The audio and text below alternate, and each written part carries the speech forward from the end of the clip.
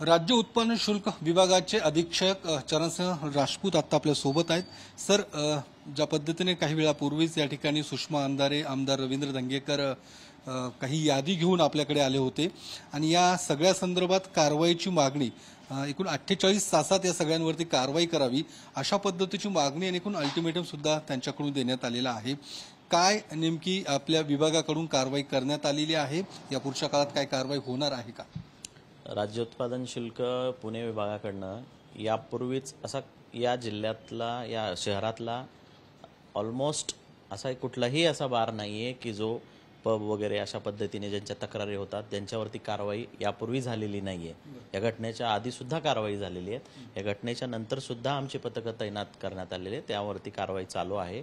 यामध्येच याचाच रिझल्ट बघा, काल पण तुम्ही तुमच्या मीडियाने पण बातमी दिलेली की 54 बारवरती यापूर्वी आम्ही कारवाई केलेली आहे या 8 दिवसामध्ये, जे की सील करण्यात आलेले आहेत। आणि या 19 तारखेच्या आधीसुद्धा एक महिन्याभरामध्ये 105 ठिकाणी कारवाई केली लायसन्सवरती, त्यापैकी जवळपास 54 बारवरती सुद्धा यापूर्वी कारवाई झाली आहे। गतवर्षी सुद्धा 201 वर्षभरामध्ये या 297 FL3 वरती कारवाई करण्यात आलेली, म्हणजे जे बार्सवरती कारवाई करण्यात आलेली आहे। आणि यामध्ये जवळपास 1,12,00,000 रुपयाचा फाईन दंड पण वसूल करण्यात आलेला आहे। 17 लायसन निलंबित पण करण्यात आलेले, 2 लायसन कायमस्वरूपी बंद पण करण्यात आलेले आहेत। या बाबतीत ची प्रेस नोट सुद्धा आम्ही रिलीज करत आहोत, यापूर्वी पण दिलेला आहे।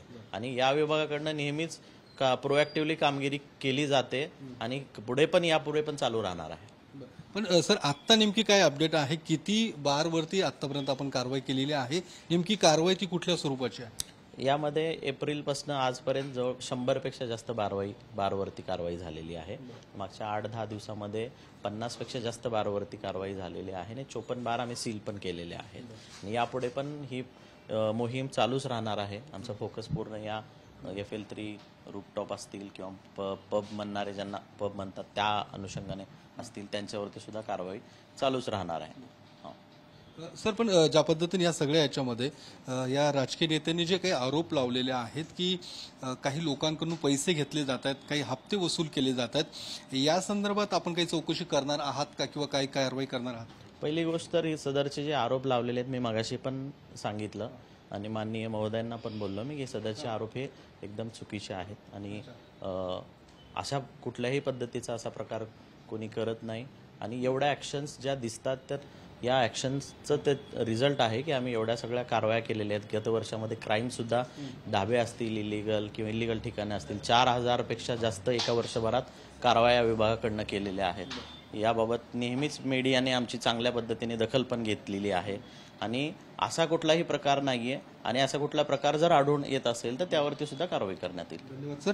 तर ज्या पद्धतीने जे काही आरोप सुषमा अंधारे किंवा रवींद्र धंगेकर यांच्याकडून लावण्यात आलेले आहेत, ते आरोप मात्र राज्य उत्पादन शुल्क विभागाकडून फेटाळण्यात आलेले आहेत। मात्र गेल्या काही दिवसांपासून जी काही कारवाई बार आणि पब्सवरती करण्यात आलेली आहे, ती मोठी कारवाई केल्याचं चरणसिंह राजपूत यांचं म्हणणं आहे। कॅमेरामन अभिजित पिसेसह मी योगेश बोरसे, TV9 मराठी, पुणे।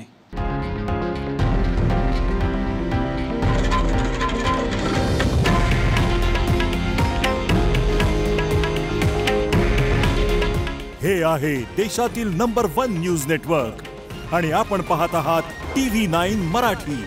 काळजी तुमची, हित महाराष्ट्राचं।